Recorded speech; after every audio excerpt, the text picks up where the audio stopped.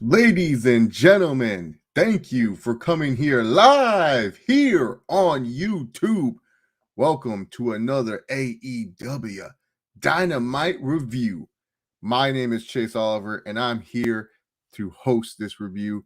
Thank you guys so much for coming in. We are talking about the January 19th, 2022 edition of Dynamite, 1 week before their Beach Break special. And before we get to the review, we're going to be doing something fun. Whether you're watching back on the playback or here live, we are doing a hashtag weight check. As you guys know, I've been a little bit fat. It's time for me to get back into the rhythm of working out. So we're doing hashtag weight check. If you want to share your weight, put that in the comment section down below or in the chat. Hashtag weight check. Your boy Chase Oliver is 252.2. We are hoping by next week we will be in the 240 range. But anyways, it's time to talk about AEW Dynamite. If you guys have any comments about AEW Dynamite while you guys are watching this live, be sure to click that into the chat, and I'll highlight some of the best chat comments that I see during the AEW Dynamite review. Now, I'm going to be honest with you. When it comes to AEW Dynamite, I feel like this is like a common trend with this show. The first hour of AEW Dynamite is always enjoyable. I always say to myself, man, this first hour is good. Wow, I hope the show keeps going like this.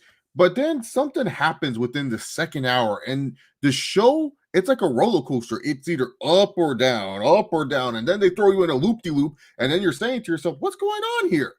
That's how it feels like with AEW Dynamite. It doesn't feel like there's a consistent flow to this show. It doesn't feel like it's very consistent when it comes down to that second hour. That first hour, oh man, it's really good. It's perfect. You feel good watching it. But then that second hour, man, it drags. It really does. This first hour kicked it off hot. You got the return of Jon Moxley.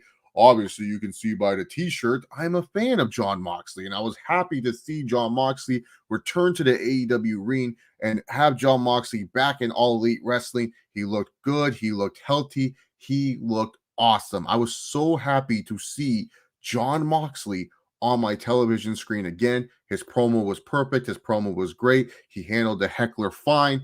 I was happy to see Jon Moxley. What I'm not happy about is that his return is on Rampage, like his in-ring return Rampage. I get it. They want to get Jon Moxley in the ring before GCW's Hammerstein Ballroom show, but come on, man. Can't we wait till Beach Break? Can't Beach Break be the time we see Moxley return? Because especially the more people watch your show is Dynamite. A lot of your fans do not transition over to Rampage. So I don't know why. Like, I get it. You want Rampage to be watchable. It's on the TNT network. But still, TBS, Dynamite, that's your money show. That's the show people want to see. And that is the show you need to invest in. In my personal opinion, when it comes to AEW Dynamite, you need to invest into that show. And if you are making me to watch Rampage, cool, awesome. But ultimately, at the end of the day, not a lot of eyeballs are watching Rampage as they are AEW Dynamite. We get to the mixed tag match when it comes down to Britt Baker, Adam Cole taking on Orange Cassidy and Chris Statlander. And I'll say this. One of the problems with AEW is they keep extending feuds when they should really, really end at a certain time. I get it. Like, you want to end this feud maybe at the TV special that's happening this upcoming weekend, Beach Break. But sometimes what I like about AEW Dynamite is that you can end feuds on any episode. Like, you're not relying on pay-per-views to end feuds. You are able to end feuds whenever you want. But I feel like AEW is falling into this trap where they end feuds on these special shows and then they move on to the next feud. And to me, I feel like you should have ended this feud way sooner. This Orange Cassidy and Adam Cole feud, I don't feel like it's benefiting anyone.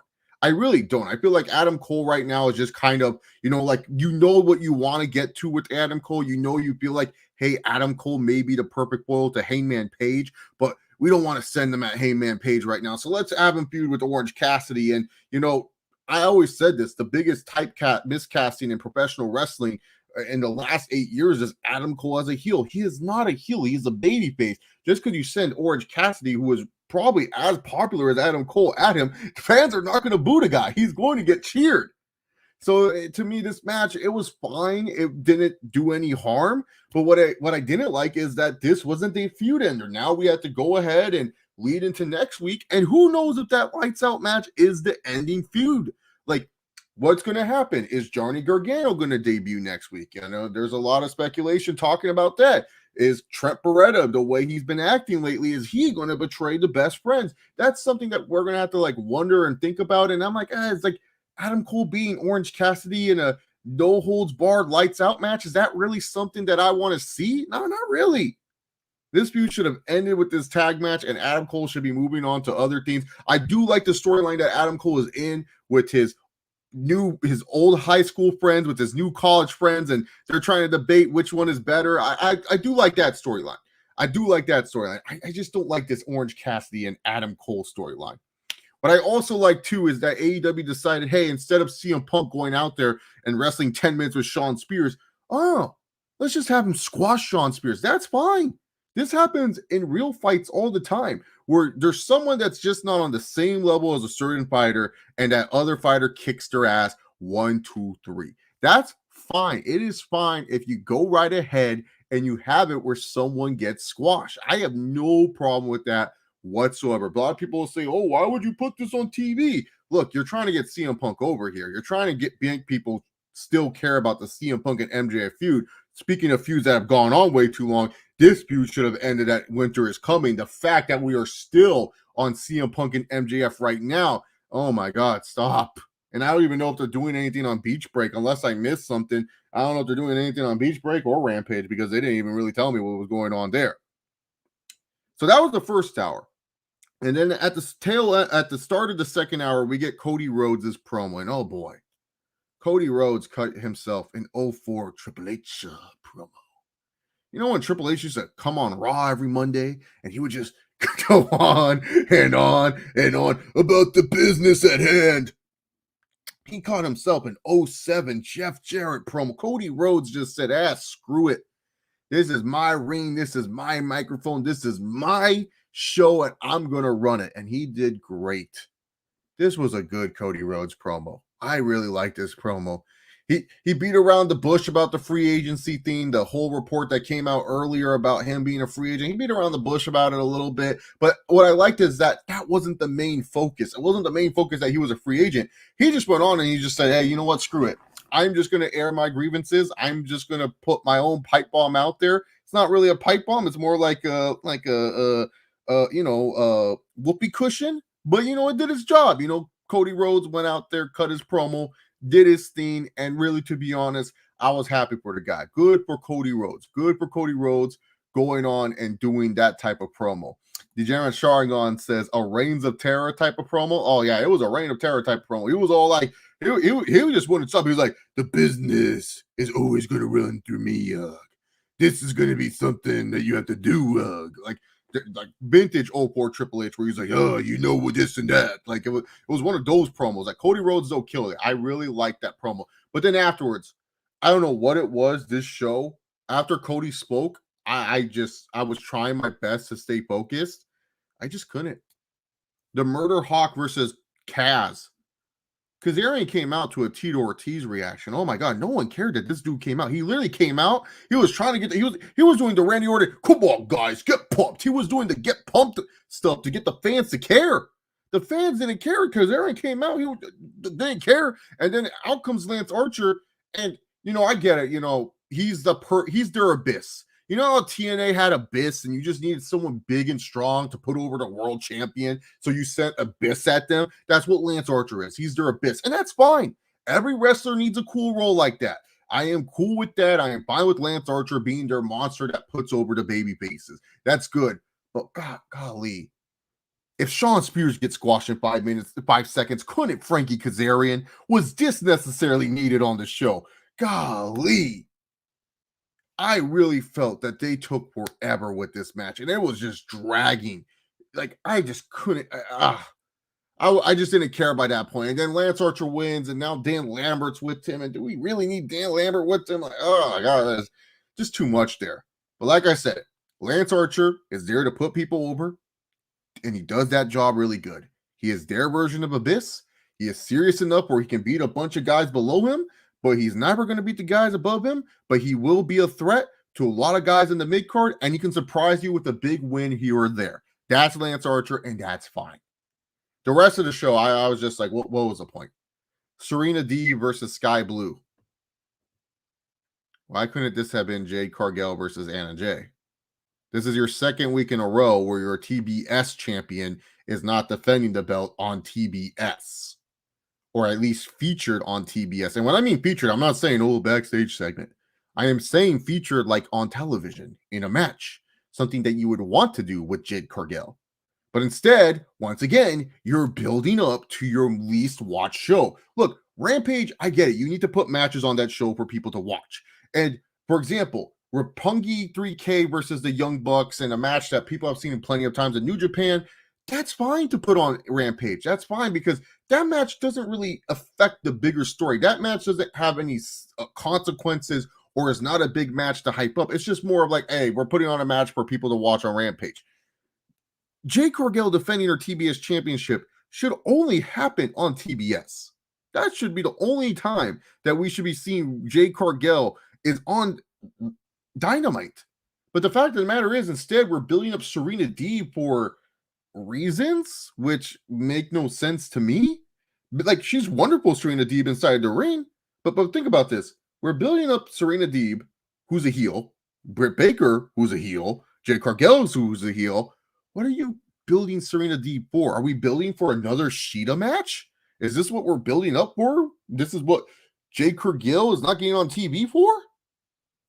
To me personally, if you're going to have Jade Cargill as your TBS champion, she needs to be featured on TBS. Serena Deeb versus Sky Blue, this could have been fine on Rampage.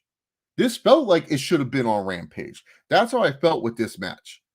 And then as the rest of the show went on, the commercial breaks fell all off. It felt like a lot of stuff was forced. We got this Matt Hardy backstage segment where now Andrade, once again, he's in a new group. We got to repackage Andrade for the 50th time.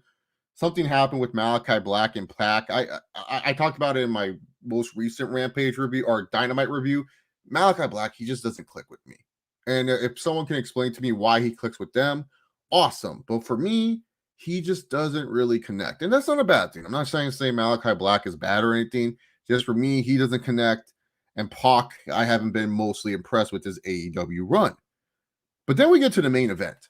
And so I was thinking, oh, maybe they showed that House Hardy theme to set up this main event. Maybe they talked about getting Darby Allin. So we're going to obviously lead to Andrade versus Darby Allin, or, Darby Allin versus House Hardy, whatever is going to happen. We'll have to wait and see. That's fine. What I didn't like was the extra shenanigans that was going on in this main event. My God, this main event was PU. This main event was just too much. I was just like, what is going on here? First, you have Darby Allin get attacked in the beginning of the match. So Sting's all like, I'm the Stinger. I'm going to no-sell this shit. And he no-sold all of the poor Acclaimed offense. Like the Acclaimed was doing everything that the old man Sting, and Sting was just going, whoa! like it was nothing. And then afterwards, you have it where like pretty much like Sting is getting his ass beat. This should have been the moment where, Andrade comes out and he tags in Sting, or he comes in, blind tags Sting. And if you want to get to Darby Allin, if you want to recruit Darby Allin as your guy, the person you have to do it with is Sting. And if you are in Sting's respect, maybe Sting will be like, hey, Darby, I may not trust them, but they did do me a solid last week. That would have been fine. Maybe that's a little bit too predictable, but what they did here was just so weird. So the Acclaimed is dominating most of the match, and then Darby comes out like he's John Cena, dumps into the crowd, and I'm like, oh, okay, cool. So Darby and Sting is going to win. I felt I was watching some vintage TNA. This felt like a TNA main event from back in like the weird days of TNA, like the days that people were barely watching. I just didn't like this main event. And in fact, I was like, why don't we just put the mixed match, the mixed tag match as the main event, and then Darby and Sting in the middle of hour one?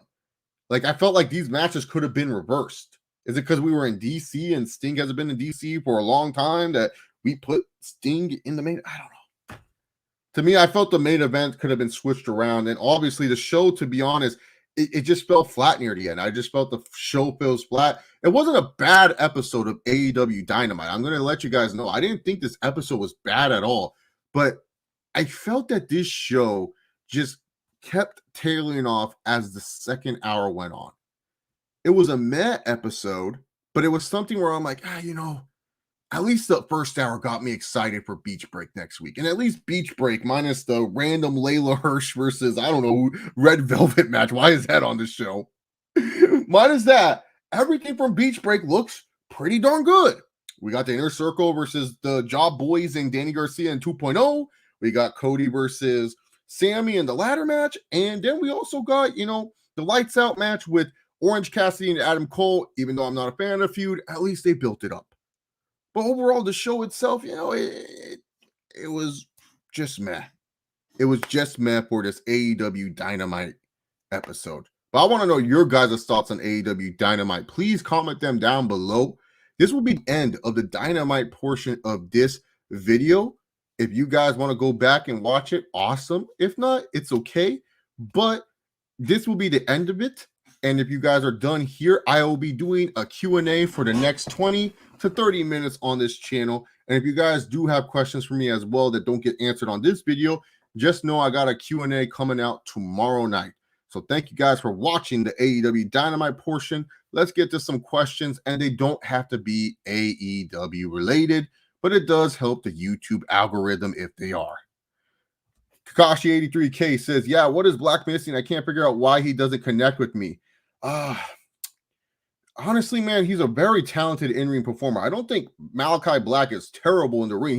He's good in the ring. It's just like with Malachi Black, unless he's doing something important, he doesn't feel important when he's doing anything else, if that makes any sense. Like if Malachi Black gets all the focus and all the attention, he feels important. He feels like a big deal, at least to me. But then when he's like a secondary character, or if he's not really that important, he just doesn't connect, and he's someone that just doesn't reach out, for me at least. Jinzo Jector, what's up, my man? Is it me, or is AEW not pushing major titles for their main event? Well, the problem with AEW is they want it where all the titles feel as important and as significant as each. So each title is technically a world title. The tag titles are a world title. The TBS is a world title. The TNT is a world title. The AEW world title is a world title. And the women's title is the world title. So for me personally, when it comes down to it, that causes confusion as a wrestling fan. Not only that, it causes pretty much an excuse to make everyone feel like they're equal. Like it's a participation trophy. Like, oh, you're a champion, so I'm a world champion. No, there's a reason why, and it's not a bad thing. I don't know why, people have made the word mid-card into a bad terminology when it shouldn't be. Being a mid-carder is not a bad thing.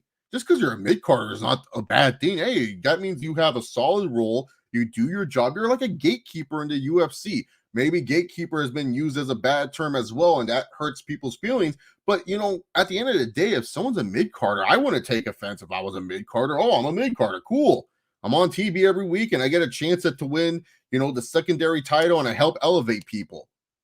I think nowadays people just hate that role, so now every belt in AEW just feels important. And yeah, it's cool that every belt feels important, but there's no defined roles of which belt matters. It feels like the AEW World Title is the only belt where it's like, okay, yeah, that belt matters, but then all the other belts, they don't really feel like they matter. What's up, Venom Hernandez? Who do I see going to the AFC and NFC title? The AFC Championship, I'm going to go with Titans and Chiefs. And then the NFC Championship, I'm going to go with 49ers and the Buccaneers. Thoughts on Walter's name change in NXT 2.0? For me personally, I just felt WWE should have, used a thing called Google and Google what this guy's name means before actually giving it to him. I understand the whole trademarking thing and everything like that, but for me personally, just Google first.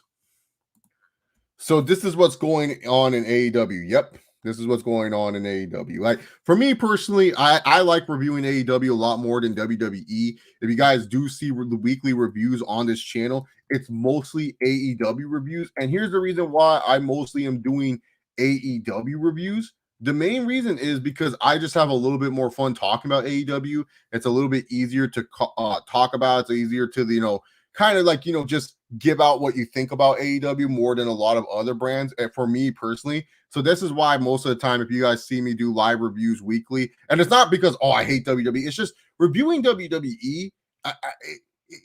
I'm just gonna be honest. It's not fun. It's not fun reviewing WWE. It really isn't. It's just one of those things where everything you complain about everything. It's the same thing you're complaining about week in and week out. It's just one of those things that I just get sick and tired about. So I don't even want to talk about it anymore. So what the hell happened to Leo Rush? I thought he was involved in this whole Team Taz and Dante Martin thing. I don't know. I really don't know what's up with Leo Rush. Leo Rush, man, he is so talented, but man, if I was a head booker, he would give me headaches because I don't know what brand he's on. I don't know what he's doing. Is he retired? Is he wrestling? Very talented performer. I have no problem with the performer, but man, this dude would give me headaches because I don't even know what his mission is at this point. Have I ever had a PS2? And if you have, what games did you play? Oh, yeah, of course I had a PS2. I played Kingdom Hearts, Ratchet and Clank, Jack and Daxter series, like the remakes of Crash, not the remakes. I'm talking about the newer Crash Bandicoots that came out in the PlayStation era, and like the what are the like popular ones that like I forgot the one where you just basically fight boss monsters and stuff. So those are the ones that I like. Thoughts on Patrick Mahomes' regression this year? This is probably his worst looking year. To me personally, I just feel like with Mahomes' regression, it's more on the Chiefs' offense than really Patrick Mahomes itself. To me, to be honest, Patrick Mahomes is still a really good quarterback. It's just that the Chiefs' offense just relied on certain strategies, and when teams finally figured out what those strategies were, Mahomes got impatient and wanted to force the ball instead of just being patient with it. And now the Chiefs feel like they're normal again.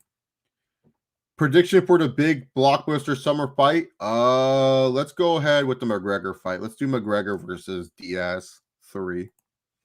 I don't really care about the whole name change scene since wrestlers go through name changes anyways. I think it's something that for the fans to complain about the WWE. For this one, I just felt that this name change is a bad one just because of what the name represented if you Google it. Like that's an issue. Like I said, too, it's also to the person that gave it to. WWE gave this terrible name to a guy that's already well established in the wrestling industry. And Walter, people know him as Walter. People are used to Walter. Now you're trying to give him this terrible name as Gunther, and it's just one of those things that I just didn't really like, to be honest. So yeah, I think also too, it's just like, if you gave this to like a Von Wagner, I don't see how there's any issue. Like if Von Wagner had this name, people would be upset, but I don't think anyone would get what's it called, upset about it. What the heck is this noise? Golly. Oh my god. My one friend wants pictures of like Funko Pop. I'll give it to her later. Smoke some vape, then you get a weed in the system. Okay. Brock knowledge me. Brock knowledge me. What's that mean? His name is Brock Lesnar. Yeah, thank you, Jinzo Jector. I got it for my birthday. It's Iron Man giant Funko Pop. If you guys don't know, Iron Man's like my favorite MCU hero, so that's why I got him. Chase, tell Johnny Gargano not to go to the other company. Anthony, do you think Johnny Gargano listens to me? I'll text him. I'll text Johnny Gargano later on, and I'll tell him. AEW's issue to me, it's hard to see Hangman as a main eventer when he does nothing on the show is in the main event.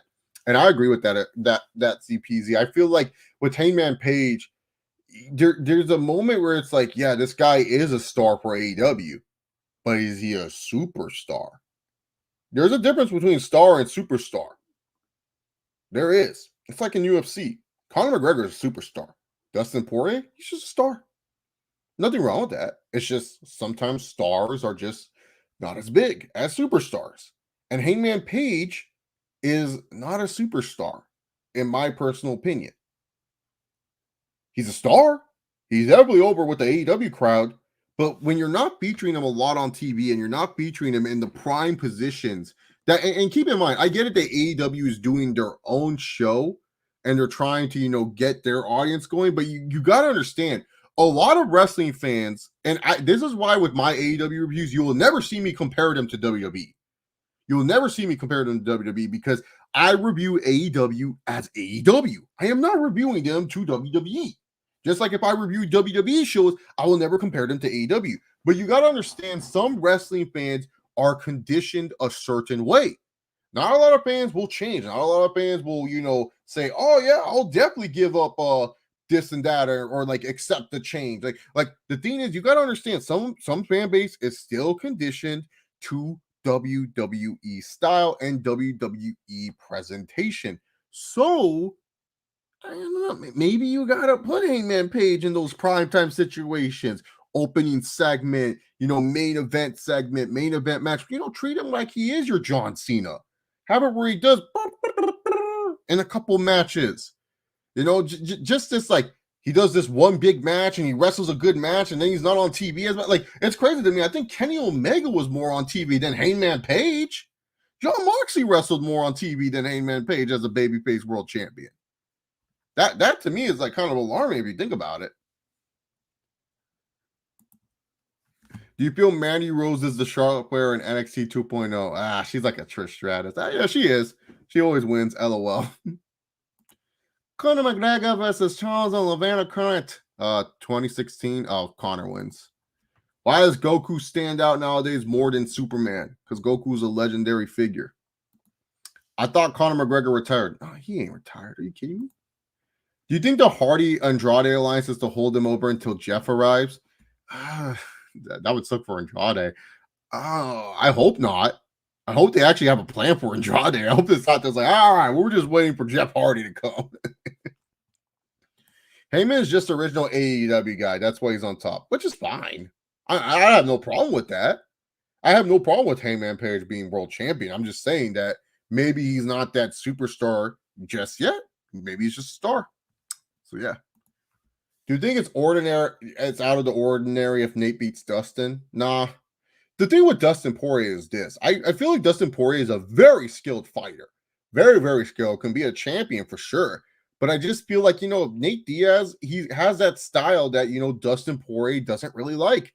Dustin Poirier, the thing with him is that his conditioning has always been kind of a question throughout his career, and it showed in the Charles Oliveira fight.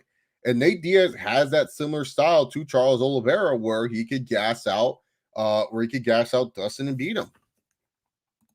So Russo gets his shit for his love of factions he booked in TNA, but AEW gets a pass. Literally, what's the point of HFO? I don't know.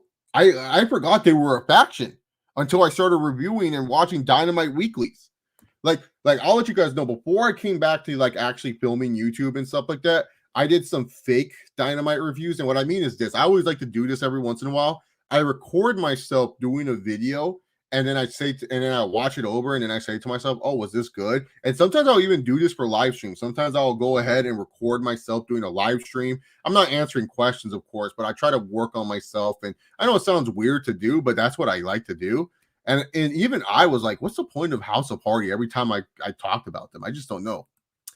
What's up, Hellcat? Which are some of the wrestlers you think were the total package, meaning good at wrestling and good at promos, everything overall? Oh, man. It's like hard when it comes down to that. Like, I feel like Stone Cold, before like the neck injury, was there. Bret Hart, especially when he was a heel, was there. Owen Hart, 100% there. Macho Man, 100% there. Shawn Michaels, I feel Shawn Michaels has like a weird one, but where it's like, his great promo skills never crossed over to the Ruthless Aggression era like they did, but when he was on, he was on. So I go with Shawn Michaels. And then let's see, who else would I put in that? Oh, Eddie Guerrero. Eddie Guerrero had good promo skills and, good at wrestling. So those would be some of the guys off the top of my head. Heyman Page is a great wrestler, but he really needs to do better as a champion. I feel like this is where a second reign for Hangman Page will do a good job. I feel like the first reign is just kind of testing the waters. Let's see how he's doing. But I feel like once he becomes a multiple-time champion, that's when you kind of get your feel in your groove. I mean, look at Cena, look at Batista, look at some of these guys. Like, there's a reason why sometimes like WWE will give guys like multiple title reigns. And it's not just to say, oh, blah, blah, blah, or to devalue the belt. No, it's so that way they can get to the groove of like, oh, this is what it's like to be the champion. And sometimes I just feel like with AEW, it's okay to have shorter title reigns. It's not, you don't need to make your belt feel like it's a boxing championship or, a UFC title. Sometimes the UFC belts change like that. Look at the light heavyweight division. The light heavyweight division is one of the most fan favorite divisions. And back in the mid 2000s, that belt was like hotcakes, bro. Who does Brady bury in the Super Bowl this year? Oh, man, he going to bury. You know what, man? I feel like it'll be like a weird Super Bowl, like the Bengals make it, and everyone wants to like give Joe Burrow this love, but then it's just like who cares? You know what I'm saying? Is the Tesla phone real or just a pipe dream for Elon Musk fanboys? Oh no, it's going to be real, dude. If there's one human being I don't even think he's a human being. If there's one alien I don't doubt, it's Elon Musk. How well will 2006 Conor do against the top 5 lightweights of today? He would do all right, I would say. Like I don't know, he might struggle with like the Dariushs and the Islams of the world, but I think against like Oliveira and Gaethje, especially Gaethje, 2016 Conor would wash Gaethje, and Dustin he would do better. It's been 2 years since Conor last won by destroying Cowboy. Yep. Thoughts on Microsoft buying Activision? I think it's a very interesting move. I don't think a lot of people are afraid that this will make it where it's like, oh, this will make Call of Duty exclusive to only to Activision, to Microsoft. That would be so stupid. Can you imagine the amount of units they would lose by not selling on Sony? No, if anything, just gets Microsoft more money. I think it's a genius move for Microsoft. I feel like gaming is at a point where it's just like, it's going to become a monopoly at some point. It's going to be depending on Sony or Microsoft. Sony's doing a good job. They're getting their small little studios like Insomniac and stuff. But Microsoft, they're the ones buying like the big powerhouses with the big AAA titles that come out year in, year out, and just raking the money. The Insomniacs of the world, like, let's be real, they create great quality games like the Spider-Mans and the Ratchet and Clanks. Those games don't come out every year like Call of Duty. And it's nice when you have a platform like Activision that pushes out games like this. No matter how bad the quality is, people still buy them.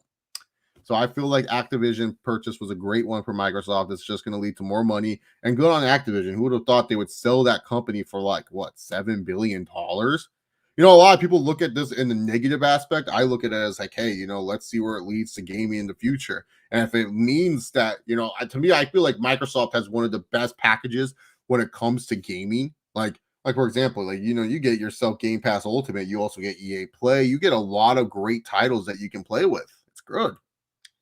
It's funny because I think Conor has a style to beat Dustin. Conor really needs to get his precision and timing back once he can beat Dustin. I agree with that. I feel like AEW should make Sammy and Ty Conti a cringe heel company. That would be great on TV. They're already annoyed at wrestling. I don't know why the fans get so annoyed when they post something, but every time I see a picture of those, I just go to the comments and fans are just upset that they exist. So yeah, just do it. Thoughts on the Acclaimed? I think the Acclaimed are a really good tag team. I think they have talent. Do I think they can win the tag titles at this moment in time? Nah. I don't think they're tag team title ready, but they do entertain. Sometimes Max Caster gets in trouble for his raps, but other than that, I don't see anything wrong with them. The Bowens guy keeps on improving. He's like really, like, he started off as like, now he's like pretty damn solid. The Caster guy is really good too. I think they're both pretty good talents for AEW. But I don't think like they should be tag team champions over like Reed D'Aragon or FTR or the Young Bucks or the Lucha Bros. So yeah. What would I do with Brian at this point? Where's Daniel Bryan? Brian Danielson. Where's he at? He just ain't doing anything anymore, huh? Weird. Warner Brothers Marvel would have Blackwood as the leader of the Avengers. Spider-Man, Thor would been a part of the group. What? Do you think that the WWE belts from the Roots of the Regression era are way better than the ones from today? Oh yeah, the ones from today, I don't know. I'm a hypocrite because I have one behind me. And so the ones from today, I just think just look very monotonous. While the Roots of Regression, the belts all felt like they were a bigger deal. So yeah, I would say that. Honest thoughts on Wonder Woman being the main face of DCEU? Is she the main face? Is that confirmed? I don't know. I know this is probably not popular, but do you feel like Sting could be used in a more important role? Yeah. I mean, if you're going to put him in the main event of Dynamite, shouldn't he? I mean, why wouldn't you put him in an important role? Still a draw. He sells T-shirts and everything like that. I don't see why you couldn't put him in an important role. So I'm going to answer the last few questions that I see on my screen, but don't worry, guys. Tomorrow I'll be doing a live Q&A.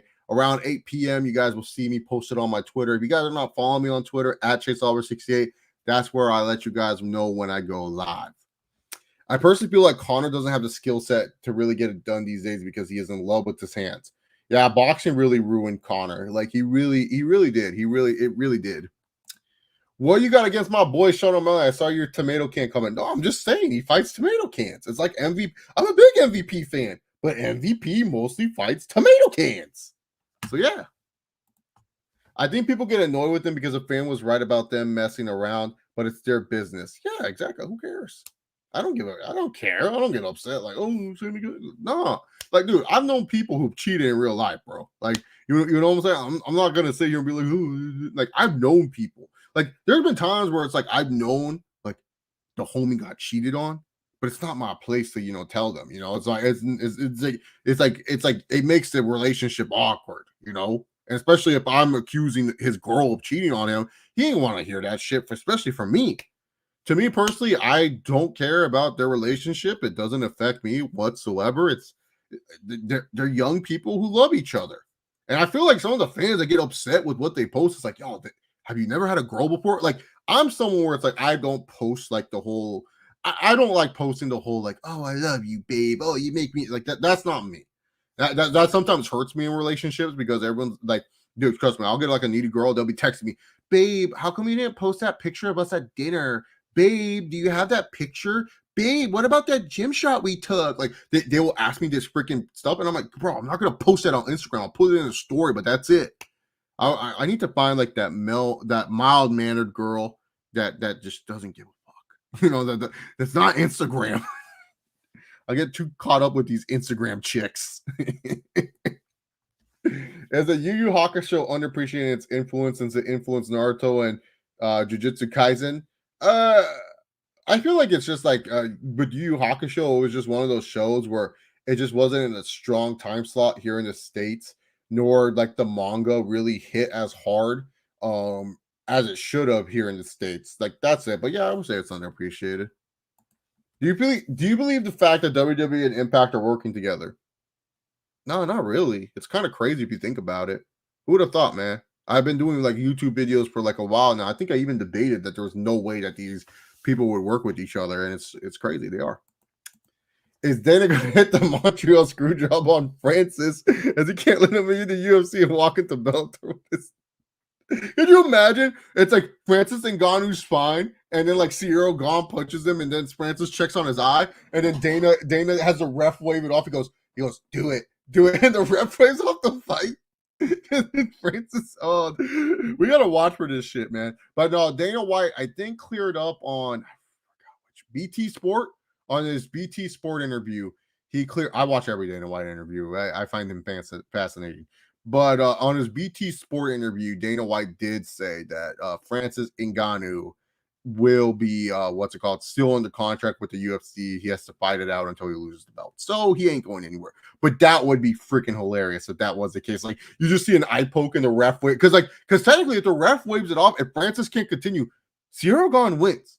Like I know a lot of people will be like, oh, how does he win? It's because it wouldn't be considered a disqualification because you would need a ref's warning. If Francis says visibly he can't continue, or if a referee says that he's visually impaired, that means Cyril Gane is the winner, no matter how it happens, especially if it's just like a clean punch or something. So that's something we got to watch about. I don't think that makes her the face. Yeah, he is. And this will be the last question tonight.